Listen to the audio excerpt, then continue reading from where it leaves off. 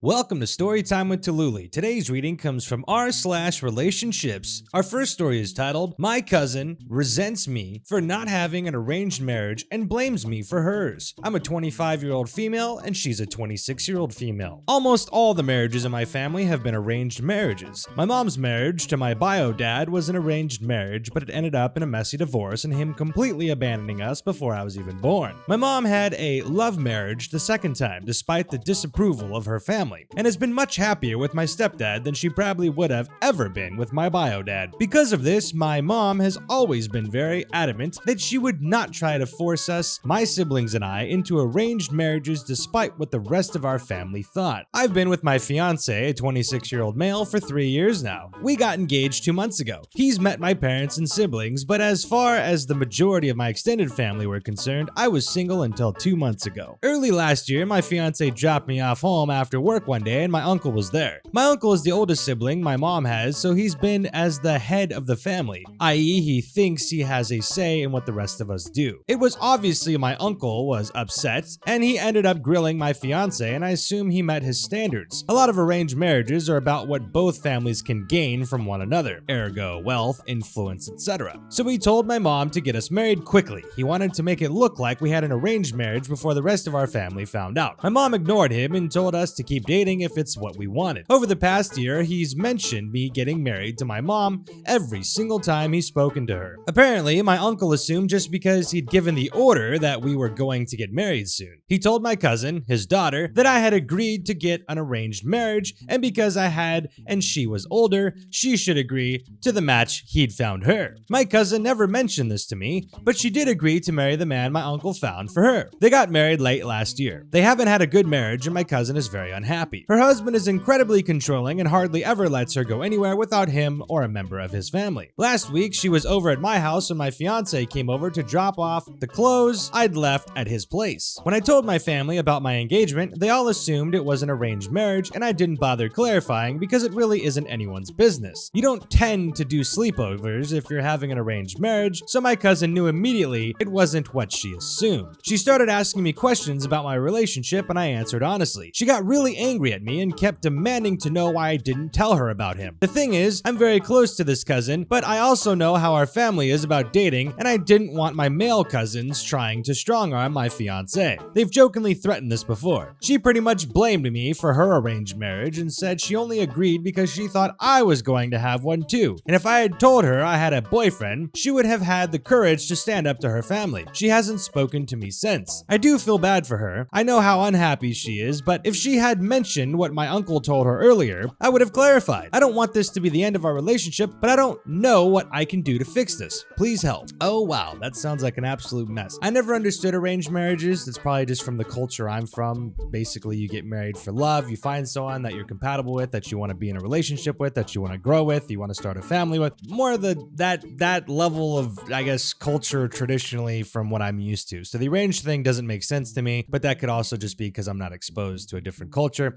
Although it sounds, logically it would seem that there's a lot of potential issues that come with arranged marriage, such as the ones that you have clearly pointed out. But again, that could be anecdotal, so who actually knows? I haven't done the research on it. So I don't have, really a way of validating anything I just said. But from my opinion, it does suck. I feel like you're in a situation where it's tough. It would have been hard for you to have come out because your family seems to be very against this, so it only makes sense that you would try to keep it secret. And I think that your cousin's just mad at you because she doesn't want to do an arranged marriage and she was pressured into it from a lie, and she's just taking it out on you. I don't think it's actually your fault. You didn't have to tell her anything, especially with the situation. It totally makes sense that you would be nervous to say anything because you didn't want to deal with all the flack and all the crap that you'd have to get from your family. I think she's just mad because she's in a relationship she doesn't like. She made a decision based off a lie and was pressured into something that she clearly regrets. So it's unfortunate for her. I don't think you're in the wrong here necessarily. Yeah, you could have told her, but I understand why you didn't, and you didn't have to. So hopefully she gets over it and you guys can have a good, strong relationship and she's able to have a happy life, even with the current circumstances. I wish you the best. Our next story is titled, How Can I, a 29-year-old female, Get Over the Fact That I'm Not My Best Friend's Best Friend, who's a 30-year-old female? In 2013, after an exceptionally bad breakup and graduating from college, I moved to a new city and basically started my life over. After a few weeks weeks of subletting, I found a roommate on Craigslist named Casey, a 30-year-old female, who I hit it off with immediately. I've always been more of a boyfriend girl in that I was with my ex from 10th grade until college graduation, and he was basically my best friend, so Casey was my first real girl best friends forever. We lived together for 4 years until Casey moved in with her boyfriend Jason, a 32-year-old male, and we had the best time. We almost never fought and spent all of our time at home together. We are both incidentally from the same home state, have a lot of similar interests and personalities, and complement each other in lots of ways. I get along super well with Jason too, and they never made me feel like a third wheel. I have a larger friend group now in New City, and thankfully lots of girlfriends, but Casey is still my BFF, and we talk/text constantly, hang out weekly, etc. The problem: Annie, a 30-year-old female. Annie is Casey's best friend. They've been best friends since their early 20s and are kind of a package deal. Annie is very cool and smart and funny, and she and I are good friends too, and there's no competition between us or anything. She and I even hang out without Casey sometimes. I can't stress enough that we all get along and that this isn't like the movie Bridesmaids or anything, but sometimes I feel really sad that Casey is my best friend, but Annie is hers. Casey will refer to me as one of her best friends, but we all know that Annie is number one. If Casey ever says something like, "You are my favorite," to Jason, he laughs and says, "No, that's Annie." If Casey and Jason get married, Annie will be maid of honor, no question. Everyone kind of says Casey and Annie like they're one entity. They have very big and beautiful matching tattoos, though Casey and I have matching tattoos too, but I imagine it being something like a 1-inch potato because we're both from Idaho, whereas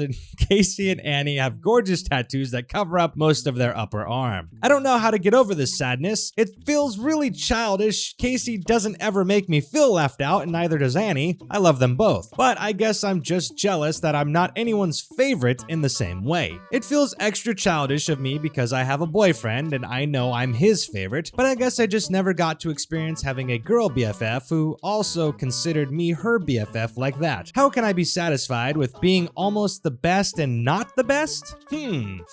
I don't know. I've never been in that situation.